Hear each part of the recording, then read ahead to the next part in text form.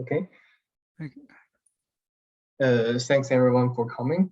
Today I'll talk about the neural network approaches for high-dimensional problems, and this is joint work with my advisor, Professor Jianfeng Lu, and also with Jiechun Han. And my short talk composed of an introduction part and two of my works, solving the eigenvalue problems and solving the HJB equations and some future directions. Firstly, the introduction part.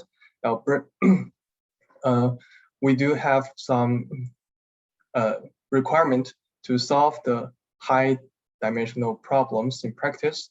For example, the Schrödinger equation in the quantum many-body problems, the Hamilton-Jacobi-Bellman equation in the optimal control problems, and also the nonlinear Black-Scholes equations for derivative prices. And all of them suffer from the curse of dimensionality, which means that the computational cost will go up exponentially with respect to the dimensionality. And there has been some methods to alleviate this curse of dimensionality, such as the tensor decomposition method. But obviously, the most widely applied method is the neural network approaches. So here I have a brief summary of the common neural network approaches for high-dimensional problems. The first one is the least square formulation. That is, when we are solving an equation in LU minus F, we just use LU minus F norm square integration as a loss function, and then parameterize this function U as a neural network and directly compute its derivative. And in some special cases, it is called the physics-informed neural network. And the second common method is called the deep risk method, where we use the variational formulation to minimize such a energy functional. And the third one is the weak formulation, where we introduce auxiliary function and make it in the weak form. And in this way, we make it an infinite problem. So it is a very good structure for the adversarial neural network. And finally is the deep BSDE method. And actually both of my works are based on this method. That is, when we are trying to solve a parabolic PDE, what we do is that we first define an SDE with the drift coefficient B and the diffusion coefficient sigma, so that the generator of the SDE is exactly this differential operator, 1/2 sigma transpose Hessian of U plus gradient U inner product with B. And then we define another process Y of t, which equals to U of t xt, where this U is the solution of the PDE. And then if we apply Ito's lemma and the PDE relationship, we will be able to obtain an SDE for this YT. And the loss function is constructed by matching YT, which comes from this equation 2, and G of X capital T, where G is the terminal condition of the parabolic PDE. And we will use two neural networks to parameterize this U and the gradient U. And this is the summary for the deep BSDE method. And next, I will introduce my works. Firstly is to solve the eigenvalue problems. And the problem we are considering is to obtain an eigenpair lambda and psi such that L psi equals to lambda psi. L is such a differential operator. And for simplicity, we consider the periodic boundary condition. And what we do is that we construct a parabolic PDE with some certain terminal condition. And the equation is partial T of U minus LU plus lambda U equals to 0. And of course, the solution of this parabolic PDE forms a semigroup. And this is denoted by P lambda T. And we can find that if lambda and psi is a true eigenpair of this operator, then L of psi minus lambda psi will equal to 0, which means that the PDE will be static. And that motivates us to construct a loss function of P lambda T psi minus psi. And we minimize this loss function in order to solve the eigenvalue problem. And one remark is that this method is in the same spirit of diffusion Monte Carlo approach, but there are some difference. In the diffusion Monte Carlo, what we do is that we let capital T to be long enough so that whenever you start, finally it will converge to the ground state. However, what we do is that we fix the capital T and try to match the initial condition and the propagated situation. Therefore, our method is not only able to solve the ground state, but also able to solve the excited states.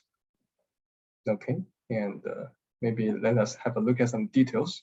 We define SDE xt, and then we can use Ito's formula and the PD relationship to derive an SDE for U of t xt. And then we use two neural networks to approximate the eigenfunction and its scaled gradients. And we construct the loss function as mentioned by matching the neural network evaluated at xt and the U of txt obtained from this equation 3. And as for the numerical implementation, we use Euler-Maruyama scheme to discretize the process. And for the neural network structure, since we are considering the periodic boundary condition, we first map the input into a trigonometric basis, and then put it into a deep, fully connected neural networks with ReLU as the activation function. And before going to the numerical result, there is a small technical detail I want to mention. That is, if you look at the loss function, we can see that a trivial solution is if you let everything is equals to 0. And in order to avoid that trivial solution, we introduce a normalization factor z, and we divide the neural network by this factor so that we can avoid the trivial solution. And next is the numerical examples. We have a linear Fokker-Planck operator, a linear Schrödinger operator, and a nonlinear Schrödinger operator. Yes, this is the numerical result. On the top, it is a histogram of the function of the eigenfunction in the high dimension, and the black line is the histogram of the true eigenfunction, and the blue dashed line is neural network approximation. We can see that it fits quite well. And on the bottom, it is the learning curve. We can see that. And we use the L2 arrow to measure the error of the eigenfunction. And it also learns with a high accuracy. And in addition, we also have a linear Schrödinger operator and a nonlinear Schrödinger operator. And I didn't include the solution for the second eigenpair here. If you are interested, you can look at the paper in Journal of Computational Physics. And here's a summary of the deep eigensolver. Firstly, we reformulate the eigenvalue problem as a fixed point problem for the parabolic PDE. And then we borrow the model from this deep BSD method and then make it a control problem. After that, we discretize with Euler-Maruyama scheme and parameterize the function and its gradient with periodic neural networks. And we also make a normalization process to avoid the trivial solution. Finally, we minimize the residual of the fixed point problem using the Adam method. Okay, this is the deep eigensolver. Is there any question for this one?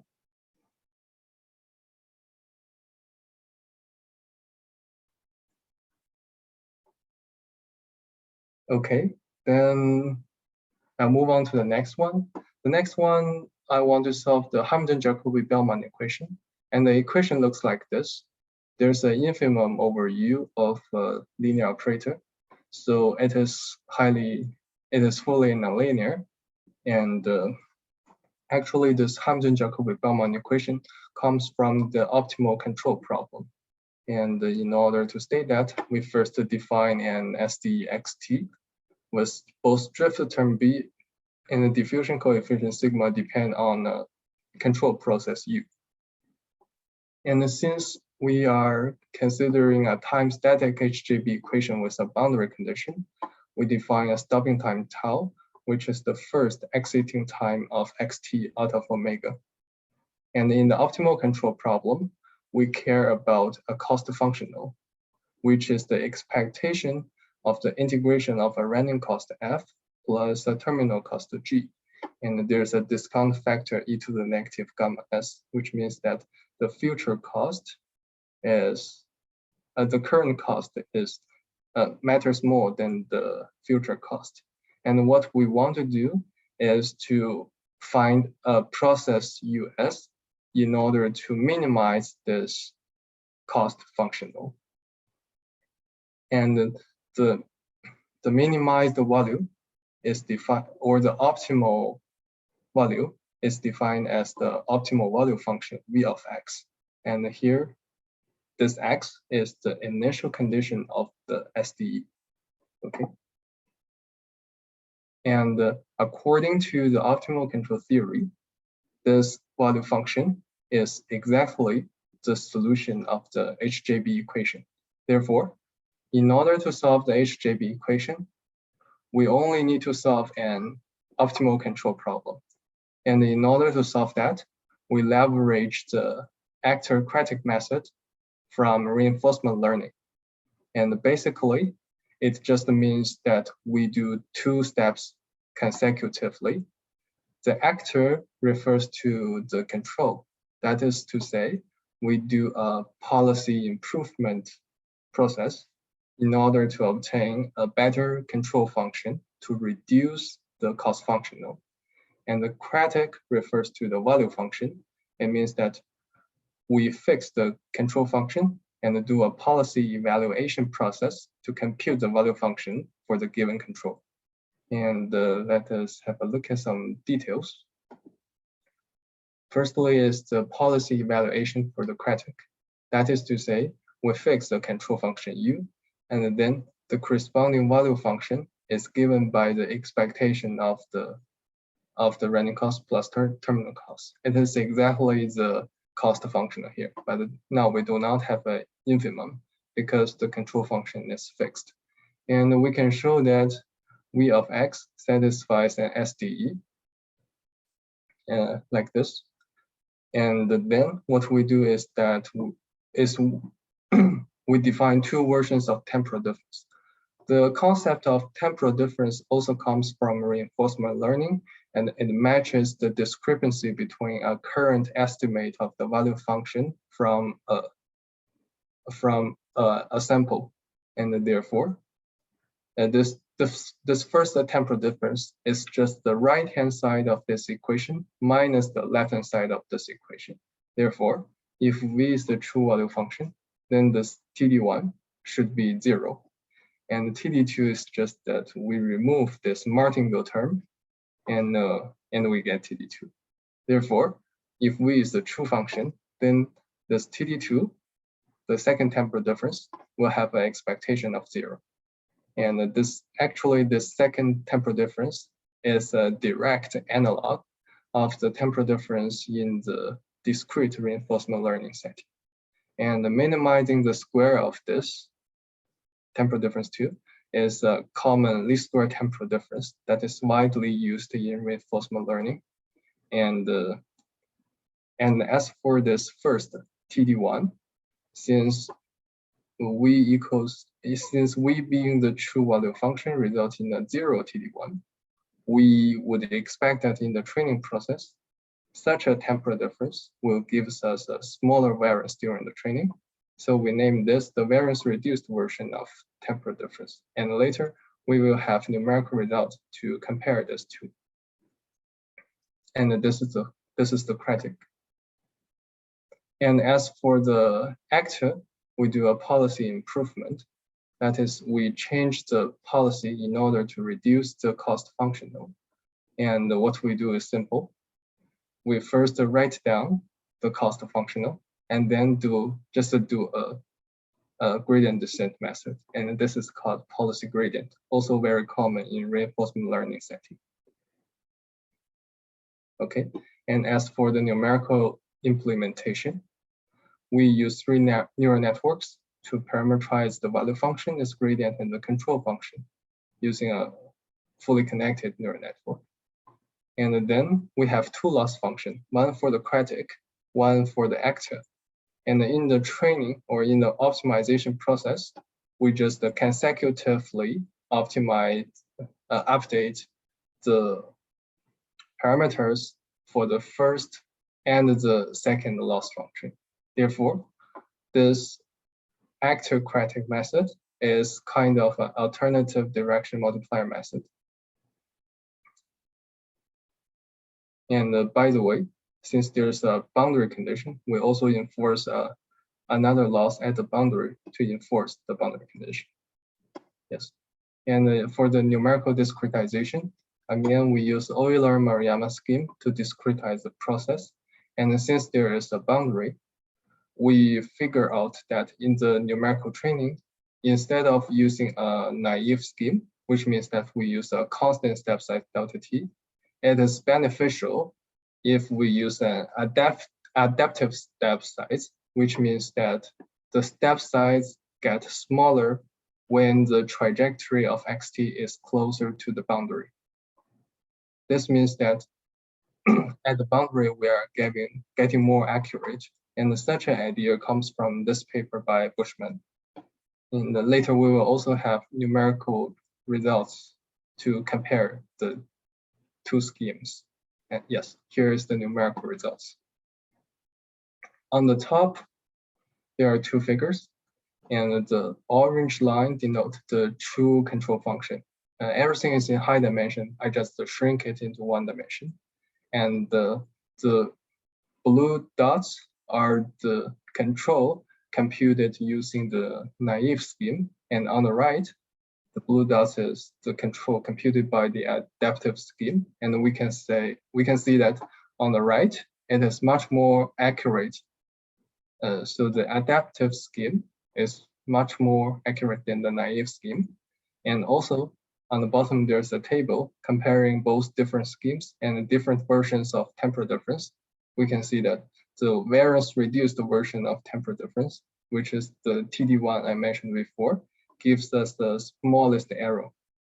With TD1, the variance reduced version of temporal difference, and the adaptive step size gives us the smallest error.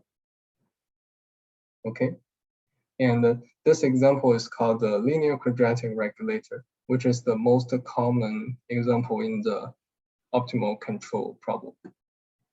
And next, I'll show some more numerical results.